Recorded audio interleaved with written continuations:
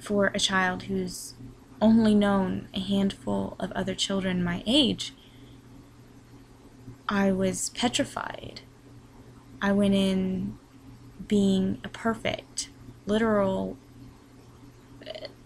the cut out outline of what a Jehovah's Witness child should be like. I carried tracts to school, I carried my Bible to school, tried to have Bible studies with kids on the playground. There were a few other witness kids in my grade. One girl was actually in my classroom, and I remember she would do the all the Christmas activities, the holidays, the birthdays. She would just go along with it. You know, all of my other Jehovah's Witness friends had been in public school their entire lives, so they just kind of meshed in with everything and didn't make a big deal out of it. But me, on the other hand, I was, you know, the angel sent from God. So I had to be perfect. I'm an only child, and I'm a slight control freak, so it's just my nature. I remember being very appalled by her when I saw her coloring a Halloween pumpkin, jack-o'-lantern, you know, to hang out in the hallway. And after that, I basically spoke for not only myself but for her as well. And I would always say, me and little sister over here, I'm not going to mention any names, she and I cannot do this.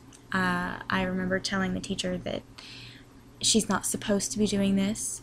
She is violating Jehovah's law by doing this, and we will not be standing up to say the Pledge of Allegiance. We will not be saluting the flag. We will not be celebrating any kind of birthday celebrations that they have, nor will we be accepting any cupcakes or cookies from them.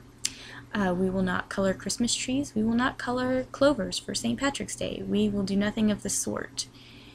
I was a complete snob as a child. But my brain was mush from all the washing that was done to it. Teenage years were extremely difficult because at the ripe old age of about 10 or 12, something was said on the platform, and I couldn't tell you the exact words that was said. I couldn't tell you what time of year it was or what the talk was about. All I know that it was a Sunday meeting, and I was sitting in the regular fourth row spot that my mom loved to sit in, and it was something in regards to what we can and cannot do if we want to stay in good standing with Jehovah's organization and if we want to please him. And there were so many things. It was like a checklist of don't do this, don't do that, you better not say this, you better not associate with that person, because if you do, no paradise. Sorry. There's no chance for you, no chance for your children, no chance for any of your family. Your hands will have blood on them. You will be blood guilty if you do this. And I felt very strapped down to my chair. I remember thinking to myself, no one should be controlled this way. And I'm not going to live my life like this. And you know, I was a very rebellious teenager. Things happened when I was a teen that were difficult to handle. I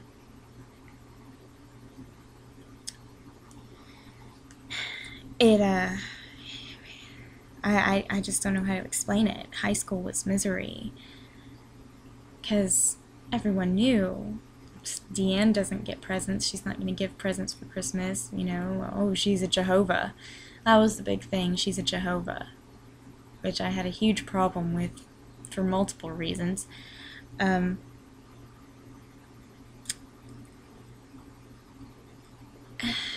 I guess, my decision as a young child not to be controlled, I wasn't, subconsciously I wouldn't submit to it. No matter how much I tried to be good, I wasn't. And I tried for a while. I went out in service, I studied, I did research, every paragraph that had a scripture in it, that scripture was written, in the little margins down the page, or an abbreviation of it, or a comment that I wanted to make regarding it. There's notes. If I still had my Bible, there's notes everywhere in that Bible.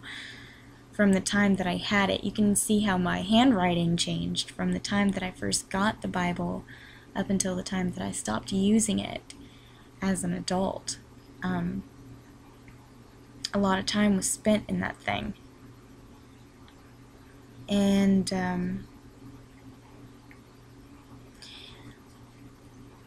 I don't have much to say that's positive about my childhood and my life. I feel that it was stolen away from me. And I have a lot of anger still and a lot of disappointment.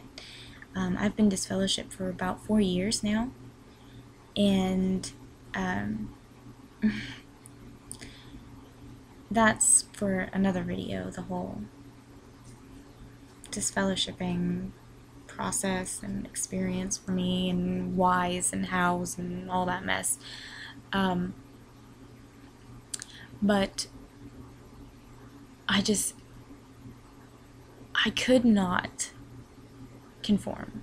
Even as I got married at 18, I was not baptized, and my husband was a pioneer, and it caused a huge ruckus because I was not baptized and we got married. And they kind of let it pass and turned a blind eye to it because I had grown up in that congregation and I've known everyone, and they saw me change, and they were seeing that I was trying to do good, and they were seeing that I was being good, and that I was, making an effort to be righteous and to Jehovah's standards. And they didn't counsel us much, but they did counsel us on it.